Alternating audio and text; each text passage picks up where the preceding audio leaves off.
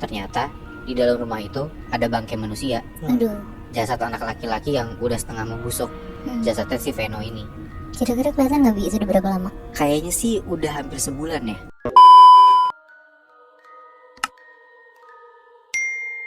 Cerita yang mau gue ceritain ini menurut gue mengenaskan banget sih, karena ada seorang anak cowok masih kecil.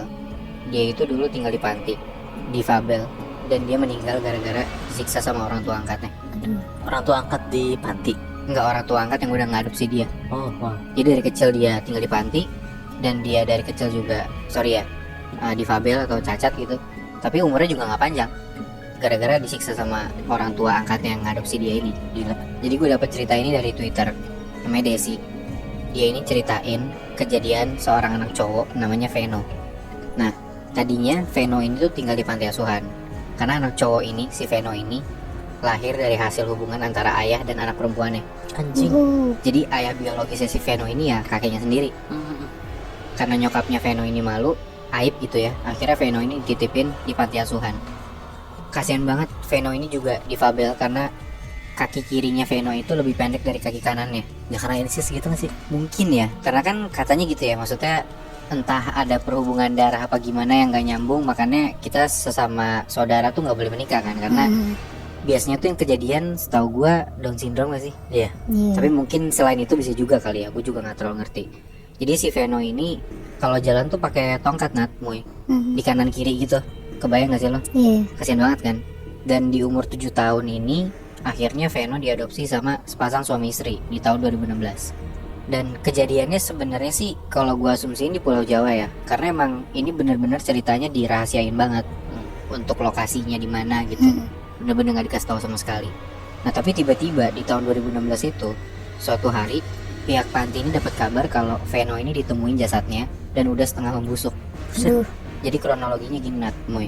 Jasadnya Veno ini ditemuin sama developer rumah yang mau nagih cicilan rumah ke pasangan orang tua adopsinya si Veno itu.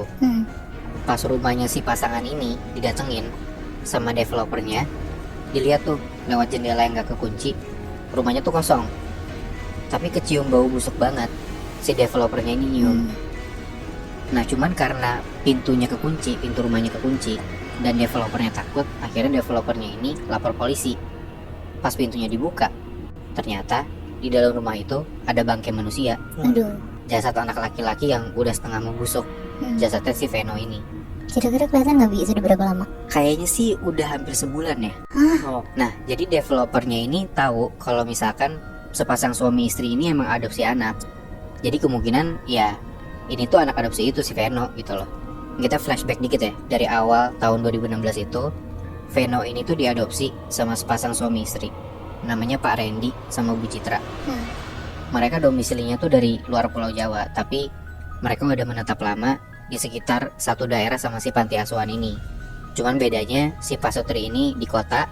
Nah kalau panti asuhan tuh lebih ke arah pedesaan gitu. Jadi agak jauh lokasinya antara rumah dan panti asuhan, tapi masih satu daerah lah.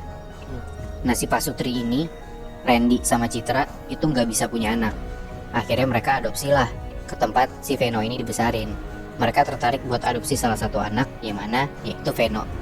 Singkat cerita, Pak Sutri ini ngejalanin prosedur termasuk kenalan sama Veno lancar banget.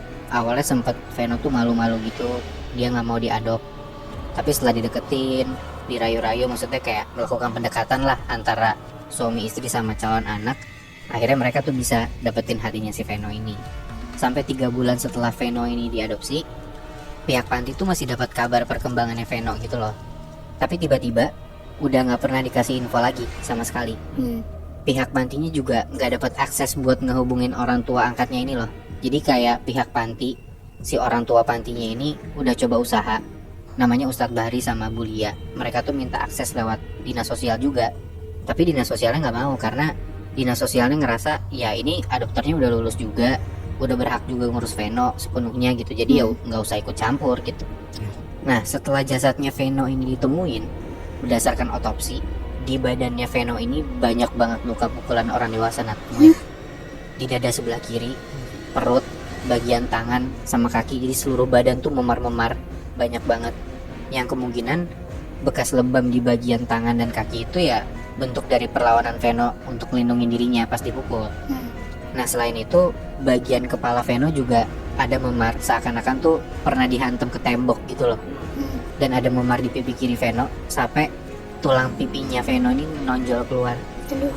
Ada juga luka robek yang cukup parah di bagian anusnya si Veno. Dan beberapa luka-luka lain di bagian badan yang lain lah. Sampai disiksa segitunya berarti ya? Parah banget Muy.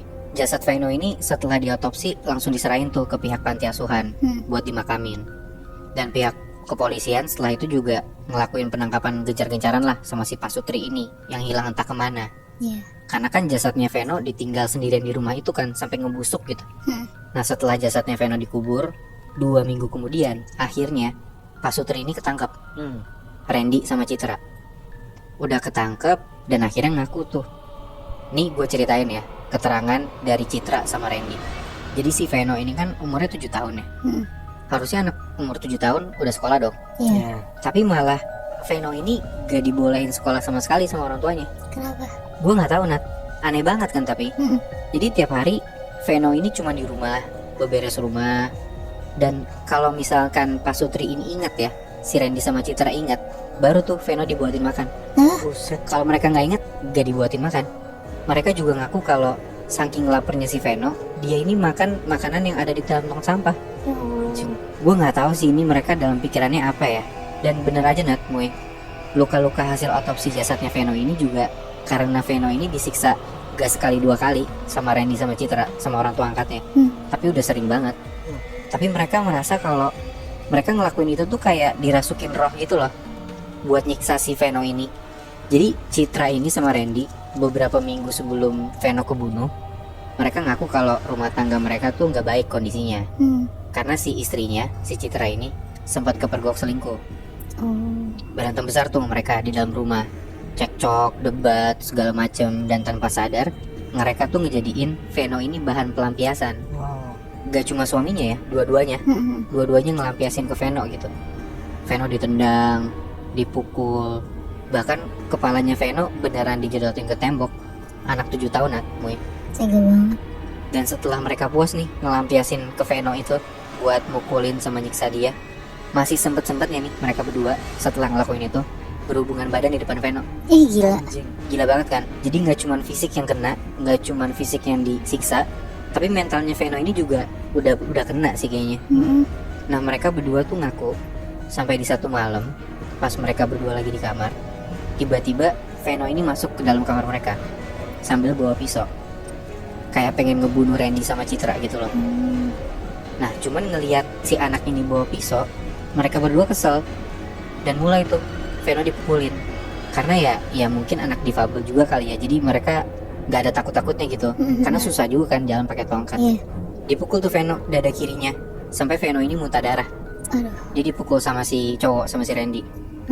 Katanya si Veno ini sempat ngelawan karena pas ngasih keterangan itu ada luka sayat gitu di tangannya Randy.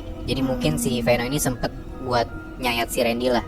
Tapi gara-gara mereka tuh panik ngelihat Veno yang muntah darah kayak gitu, mereka berdua langsung ninggalin Veno yang sekarat di rumah. Ditinggal gitu aja. Mereka langsung beres-beres, bawa semua baju, barang-barang. Udah, Veno lagi sekarat ditinggal gitu di rumah, tergeletak. Anjing, berarti matinya karena ditelantarin. Iya, gara-gara tadi dia dipukul dadanya itu, mungkin langsung kena jantung ya. Gue juga nggak ngerti gimana sampai muntah darah gitu loh. Parah banget kan berarti. Dan udah tuh mereka ninggalin Veno di rumah itu. Dan Veno baru ditemuin jasadnya hampir sebulan setelah kejadian malam itu. Karena pas polisi ngedobrak pintu, itu udah langsung ada bau busuk tuh kecium dari dalam rumahnya. Oh iya, tadi kan lo bilang katanya mereka tuh kayak dirasukin sesuatu gitu kan. Itu tuh maksudnya apa ya? Nah gue gak tahu ya apakah ini cuman alasan mereka doang, kayak mereka tanpa sadar ngelakuin itu, atau cuman ngasih keterangan asal apa gimana. Gue juga gak tahu sih, karena yang gue dapet cerita ini juga gak ngejelasin gimana. Gue juga penasaran sih itu kenapa tuh sebenarnya. Anjing, gue gak nyangka banget nih. Parah banget sih. Dan sebenarnya masih ada lagi lanjutannya Nat, Moy.